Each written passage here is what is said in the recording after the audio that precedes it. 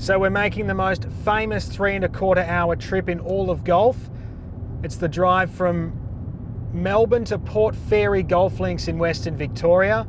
Now there's obviously a few more famous trips in golf than this one, but Port Fairy, it might be the best public links golf course in all of mainland Australia, and it's one of the closest things we have here to Scottish style links golf. So if you're in Melbourne or even Adelaide and you haven't made the trip to Port Fairy yet, you need to put it on your list.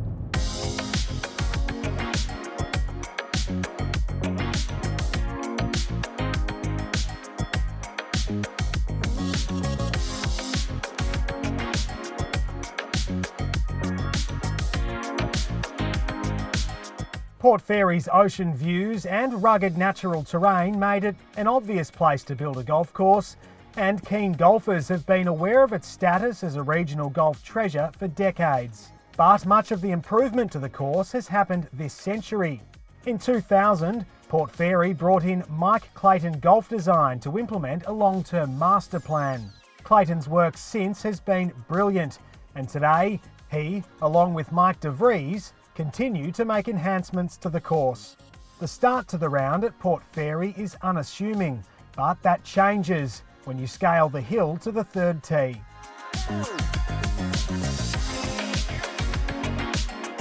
So this is the first wow moment when you play at Port Fairy, up on this high elevated third tee.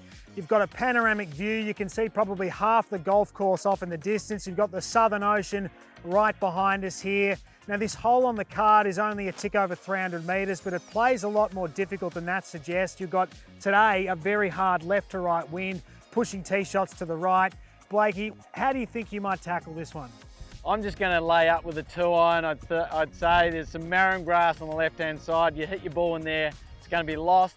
So I just want to stay away from that. Maybe have a wedge, short wedge into the hole.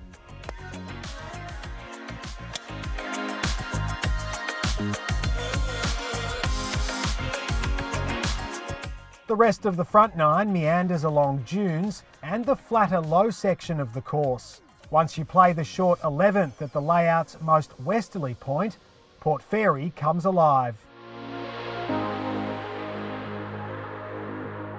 So Blakey, I'm not normally one who's prone to making massive statements, but I think this here, the 12th to the 16th hole, could be the best 5-hole stretch of links golf that there is in all of mainland Australia. It starts here on the 12th, a straightaway par 5. You've got the ocean off to the right. It's not really in play because you've got this probably 80-metre section of sand dunes in between the hole and the ocean, but that's all out of bounds. You've got marram grass left. Yeah, so it's a bit of a nightmare hole, but also can bring a lot of pleasure if you manage to have a birdie on it.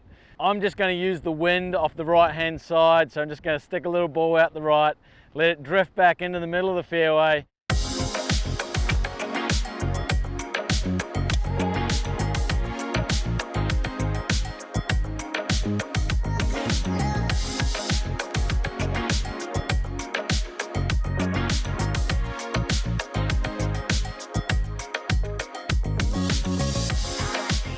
The 13th is an interesting short par 4 with a fairway sloping heavily from right to left. A genuine birdie chance in calm conditions.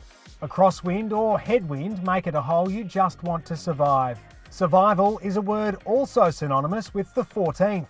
The removal of tea tree along the out of bounds section to the right have made the vistas incredible. It's a long par 4 by Port Fairy standards. Long hitters can be bowled and reach the downslope, leaving a clear view of the green. But today, Mother Nature left us with a very long and blind approach. So that was a pretty brutal tee shot there with wind off the ocean. You kind of had to hit a little cut. I've actually got 192 metres into this green. This is a fascinating approach. It might be the best shot here at Port Fairy because it's steeply downhill. We've got that big white circle to aim at, which you can actually see from the tee.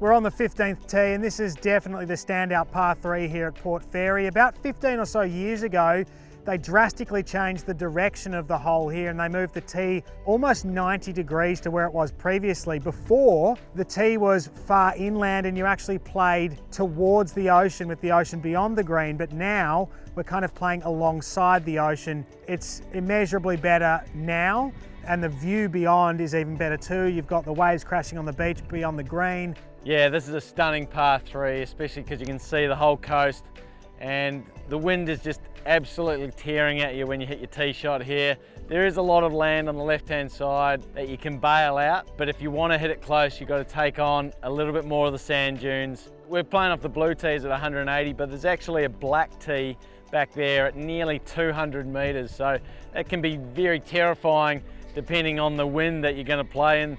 I mean, you could be hitting driver.